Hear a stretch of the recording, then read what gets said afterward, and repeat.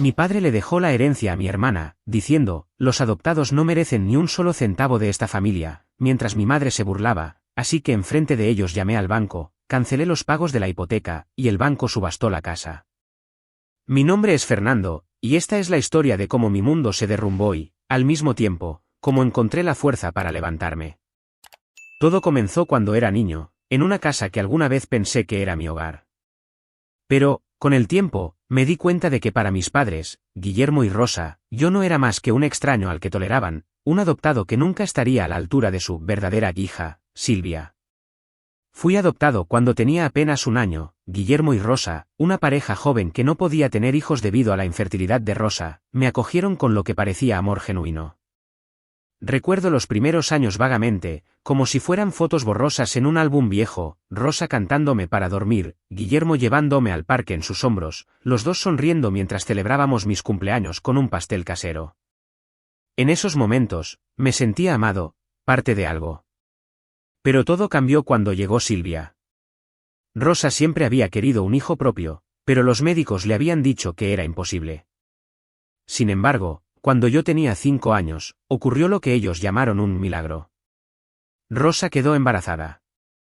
No sé si fue Dios, la ciencia, o pura casualidad, pero Silvia llegó al mundo como un regalo del cielo para ellos. Para mí, fue el comienzo del fin. Desde el momento en que Silvia nació, la casa cambió. Todo giraba alrededor de ella. Rosa y Guillermo no podían contener su felicidad, y no los culpo por eso, cualquier padre estaría emocionado por un hijo que creyeron imposible. Pero lo que no esperaba era que esa alegría los cegara hasta el punto de olvidarme por completo.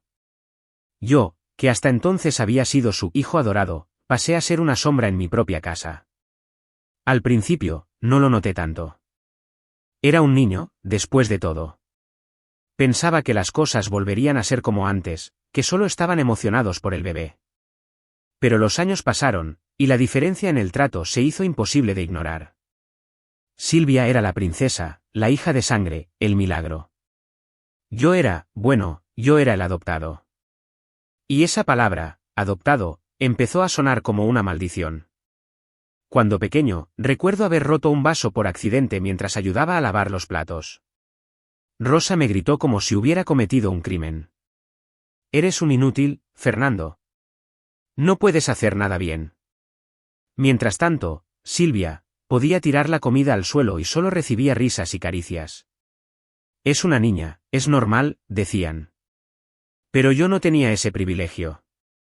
A mí me tocaban las tareas pesadas, limpiar la casa, lavar la ropa, sacar la basura. Si me quejaba, Guillermo me miraba con desprecio y decía, es lo menos que puedes hacer por esta familia que te acogió. Con el tiempo, el favoritismo hacia Silvia se volvió descarado. Si ella quería un juguete nuevo, lo tenía al día siguiente. Si yo pedía algo, aunque fuera algo tan simple como un cuaderno para la escuela, me decían que no había dinero o que no lo merecía. En la mesa, Silvia siempre tenía el mejor pedazo de carne, mientras yo comía lo que sobraba. En las Navidades, ella recibía montañas de regalos, yo, si tenía suerte, una camiseta vieja o un par de calcetines. Pero lo que más dolía no eran las cosas materiales. Era el amor. O, mejor dicho, la falta de él. Ya entendía que no era parte de su familia, no de verdad. Una vez, en una reunión familiar, un tío preguntó por qué me trataban diferente. Rosa, con una sonrisa fría, respondió, bueno, Fernando no es de nuestra sangre. Silvia es nuestro verdadero milagro. Todos rieron, como si fuera un chiste. Yo me quedé callado, con un nudo en la garganta, sintiendo que mi existencia era una broma para ellos. A medida que crecía, las cosas empeoraron. Cuando entré a la adolescencia, las tareas de la casa se convirtieron en mi responsabilidad casi exclusiva. Barrer, trapear, cocinar, lavar los platos, todo recaía sobre mí. Si no lo hacía, Guillermo me castigaba quitándome la comida o encerrándome en mi cuarto.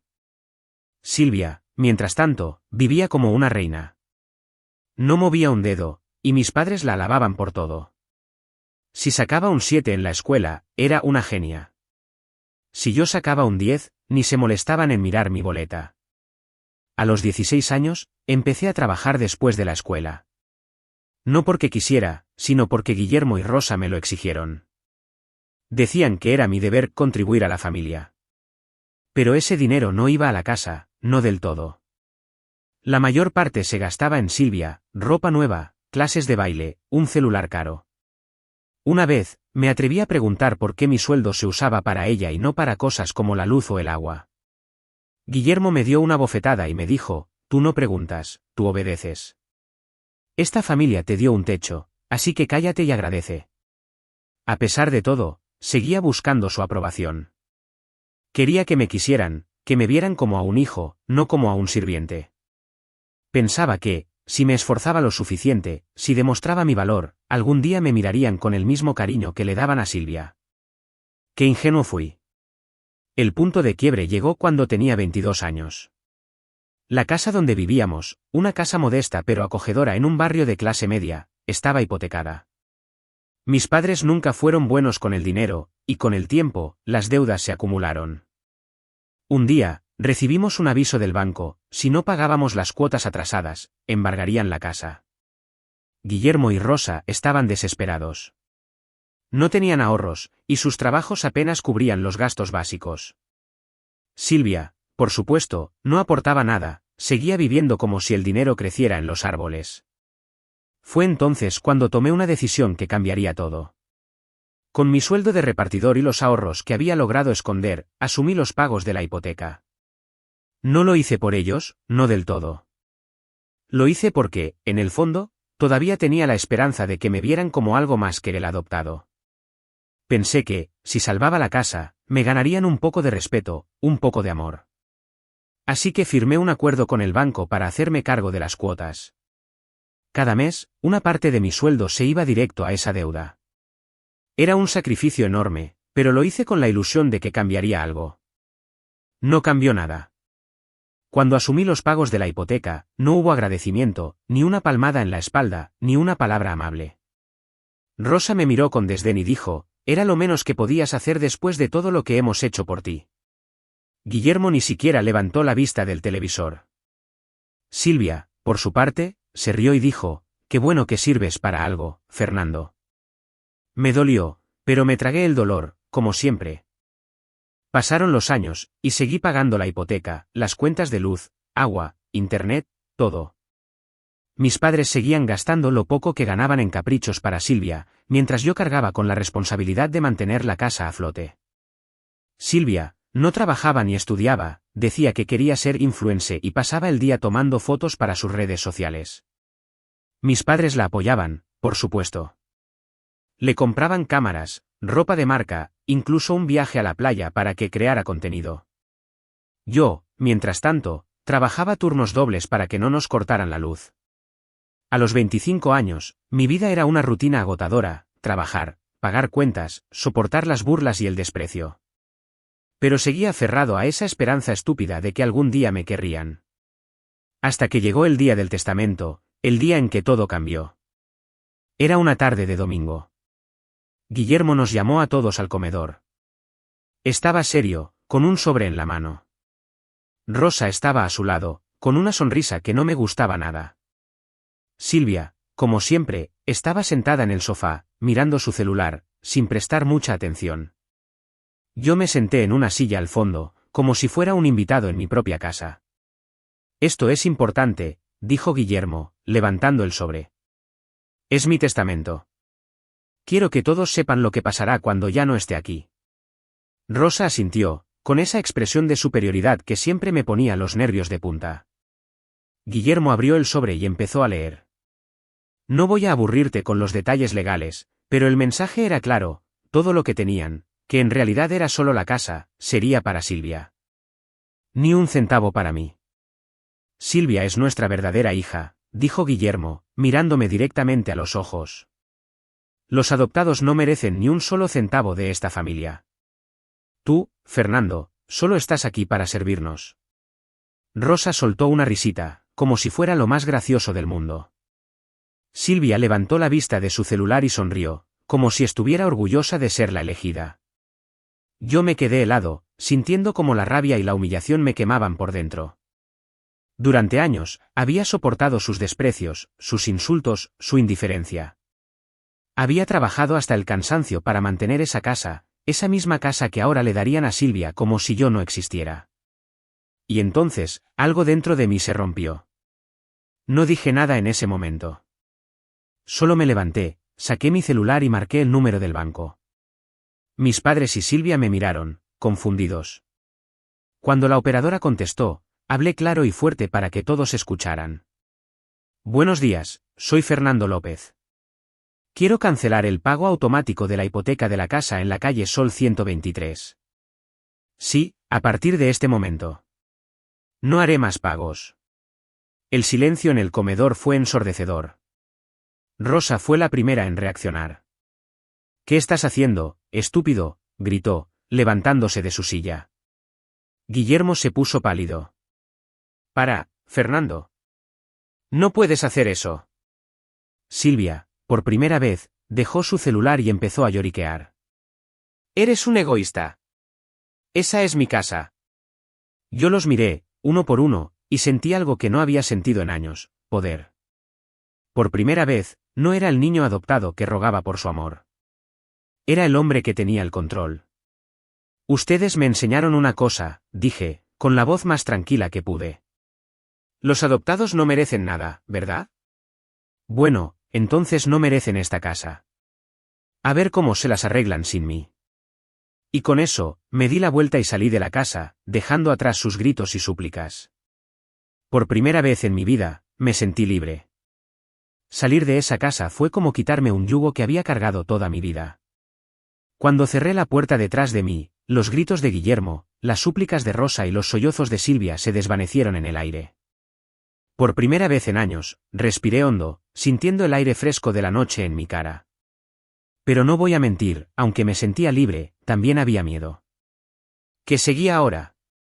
Había cancelado los pagos de la hipoteca, sí, pero también había cortado el último lazo con la única familia que había conocido. Estaba solo, y esa idea me golpeó como un puñetazo mientras caminaba por la calle oscura. Esa noche me quedé en un hotel mientras buscaba un lugar para mudarme. A la mañana siguiente, mi celular no paraba de sonar. Eran ellos. Mensajes, llamadas, incluso audios de WhatsApp. Rosa, con su voz temblorosa pero todavía cargada de arrogancia, me decía: Fernando, esto no es un juego. Vuelve a activar los pagos ahora mismo o lo vas a lamentar. Guillermo fue más directo: eres un desagradecido. Después de todo lo que hicimos por ti, ¿así nos pagas? Silvia, por su parte, dejó un audio lloriqueando: eres un egoísta, Fernando, esa casa es mía, ¿cómo te atreves a hacerme esto? Escuché cada mensaje, cada palabra, y luego borré todo. No respondí. No iba a darles el gusto de verme rogar o ceder. Los días siguientes fueron extraños. Me mudé a un departamento pequeño que alquilé con mis ahorros. Por primera vez, tenía un espacio donde nadie me gritaba, nadie me menospreciaba, nadie me hacía sentir como un intruso. Empecé a enfocarme en mi trabajo. Había ascendido a supervisor en la empresa de repartos donde trabajaba, y aunque no era un sueldo de millonario, era suficiente para vivir sin apretarme demasiado. Sin la carga de pagar la hipoteca y las cuentas de la casa de mis padres, mi vida financiera respiraba por primera vez. Pero ellos no se rendían. Una semana después de mi salida, Guillermo apareció en mi trabajo. Yo estaba revisando unos pedidos en el almacén cuando lo vi entrar, con su cara de siempre, esa mezcla de autoridad y desprecio. Fernando, dijo, como si estuviera hablando con un niño desobediente. Tenemos que hablar. Esto que estás haciendo es una estupidez. Vas a arruinar a tu familia. Levanté la vista, pero no dejé de trabajar. Mi familia, dije, sin mirarlo. No tengo familia, Guillermo. Tú mismo lo dejaste claro. Soy solo el adoptado que sirve para pagar tus deudas. Se quedó callado un momento, como si no esperara mi respuesta. Luego cambió el tono, intentando sonar conciliador. Mira, hijo. Esa palabra me dio asco. Cometimos un error, ¿sí? Pero podemos arreglarlo. Vuelve a casa, reactiva los pagos, y olvidamos todo esto. Me reí. No pude evitarlo. Era la primera vez que lo veía intentar ser amable, y era tan falso que casi podía olerlo. No, Guillermo. Se acabó. Si quieren la casa, paguen la hipoteca ustedes. O dile a Silvia que deje de hacerse fotos para Instagram y consiga un trabajo. Su cara se puso roja. No te atrevas a hablar así de tu hermana, gritó, haciendo que algunos de mis compañeros voltearan a mirar. Ella es lo primero para nosotros. Tú eres solo, un sirviente, completé, mirándolo a los ojos. Eso ya lo sé. Por eso me fui. Ahora, lárgate de mi trabajo antes de que llame a seguridad. Se fue, no sin antes murmurar amenazas vacías sobre cómo me arrepentiría. Pero yo sabía que no podían hacer nada. La casa estaba a su nombre, sí, pero yo era quien la mantenía. Sin mí, estaban perdidos. Las semanas siguientes fueron un torbellino de mensajes y llamadas. Rosa intentaba manipularme con lágrimas falsas, diciendo que estaba enferma, que necesitaba mi ayuda. Silvia me escribía insultos, llamándome traidor, egoísta, basura. Hasta intentaron contactarme a través de conocidos, vecinos, incluso un primo lejano que apenas recordaba. Pero yo me mantuve firme. Cada mensaje, cada llamada, era un recordatorio de por qué había tomado esa decisión. No iba a volver a ser su esclavo. Un día, mientras revisaba mi correo, vi una notificación del banco. Era un aviso formal, los pagos de la hipoteca estaban atrasados, y si no se regularizaban en 30 días, iniciarían el proceso de embargo. Sonreí al leerlo. No porque me alegrara de su desgracia, no del todo. Era más bien una sensación de justicia, de equilibrio. Ellos habían decidido que yo no valía nada. Ahora verían lo que valía mi esfuerzo. Mientras tanto, me enfocaba en construir mi vida. Empecé a tomar cursos en línea sobre logística y administración, algo que siempre quise hacer pero nunca tuve tiempo porque estaba demasiado ocupado pagando sus deudas. Conocí a algunas personas en el trabajo, compañeros que, a diferencia de mi familia, me trataban con respeto. Incluso salí un par de veces con una chica, Ana, que trabajaba en la oficina de contabilidad. No era nada serio, pero me hacía reír, y eso era algo que no había sentido en años. Pero en el fondo, sabía que la tormenta aún no había terminado. Sabía que Guillermo, Rosa y Silvia no se rendirían tan fácil. Y no me equivocaba. Un mes después de mi decisión, las cosas empezaron a ponerse feas para ellos. Los mensajes de súplica se volvieron más desesperados. Rosa dejó de fingir que estaba enferma y empezó a suplicar abiertamente. Fernando, por favor, no tenemos cómo pagar. El banco nos está acosando, vamos a perder la casa. Silvia, por su parte, cambió de los insultos a las lágrimas. Hermano, por favor, no hagas esto. No tengo a dónde ir. Eres mi familia. Esa palabra, hermano, me dio náuseas. Nunca me había tratado como tal, y ahora que estaba en problemas, de repente éramos familia. Guillermo fue el último en ceder. Un día, me llamó y con un tono que intentaba ser autoritario pero sonaba roto, dijo, esto es tu culpa, Fernando. Si nos quitan la casa, será por tu egoísmo. Pero todavía estás a tiempo. Vuelve a pagar, y te perdonaremos. ¿Perdonarme? Dije, riendo. No necesito tu perdón, Guillermo. Lo que necesitas es un trabajo de verdad. O dile a Silvia que venda su celular de $1000. Quizás eso les ayude. Colgué antes de que pudiera responder. Pero sus palabras se quedaron conmigo. No porque me hicieran dudar, sino porque me recordaron cuánto me habían menospreciado toda mi vida. Cada vez que sentía una pizca de culpa, recordaba el testamento, las burlas, la forma en que me hicieron sentir como un extraño en mi propia casa. Y eso era suficiente para mantenerme firme. Mientras tanto, en la casa de mis padres, las cosas se desmoronaban. Un vecino que aún me hablaba me contó que les habían cortado la luz por falta de pago. Luego fue el agua. Silvia, desesperada, empezó a vender algunas de sus cosas en redes sociales, ropa de marca, su cámara, incluso el celular caro que tanto presumía. Pero no era suficiente. La hipoteca era una deuda demasiado grande, y sin mi sueldo, no había forma de que la cubrieran. Un día, mientras estaba en mi departamento revisando unos documentos para un curso que estaba tomando, recibí una visita inesperada. Era Guillermo, Rosa y Silvia, los tres juntos, parados en la puerta de mi edificio. Nunca olvidaré sus caras, Guillermo, con la mandíbula apretada, intentando mantener su orgullo, Rosa, con los ojos rojos de tanto llorar, Silvia, con una expresión de pura desesperación. Traían una carta del banco en la mano, el aviso final de desalojo. Fernando, empezó Guillermo, con un tono que quería sonar firme pero temblaba. Esto es serio. Nos van a quitar la casa. Nos vamos a quedar en la calle, ¿es eso lo que quieres? Miré la carta que Rosa sostenía. Era el ultimátum del banco, tenían 48 horas para pagar o serían desalojados. La casa sería subastada para cubrir la deuda. Por un segundo, sentí una punzada de duda. Eran las personas que me criaron, después de todo. Pero entonces recordé todo, las humillaciones, el testamento, la forma en que me trataron como un sirviente mientras adoraban a Silvia. Recordé cómo nunca me agradecieron, cómo me hicieron sentir que mi existencia era una carga. Y esa punzada desapareció. ¿Saben qué?, dije, cruzándome de brazos. Por años, trabajé como burro para mantener esa casa. Pagué la hipoteca, la luz, el agua, todo.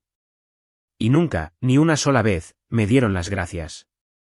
En cambio, me humillaron, me llamaron inútil, me que no merecía nada porque no era de su sangre y ahora quieren mi ayuda. No. Se acabó. Silvia se puso a llorar. Por favor, Fernando, no tengo a dónde ir, esa casa es todo lo que tenemos. Tu herencia, ¿verdad?, dije, mirándola con frialdad. La herencia que tu papá te dejó porque yo, el adoptado, no merezco nada. Bueno, pues ahora no hay herencia. A ver cómo te las arreglas sin mí. Rosa intentó hablar, pero la interrumpí. No, Rosa. No quiero escuchar más. Durante años, me trataron como basura. Me usaron, me exprimieron, y cuando ya no me necesitaban, me dejaron claro que no era nada para ustedes. Ahora, enfrenten las consecuencias. Guillermo dio un paso hacia mí, como si quisiera intimidarme. Eres un desagradecido, gruñó. Te dimos un hogar, te criamos, y así nos pagas. Un hogar, dije, riendo con amargura. Me dieron un techo, sí.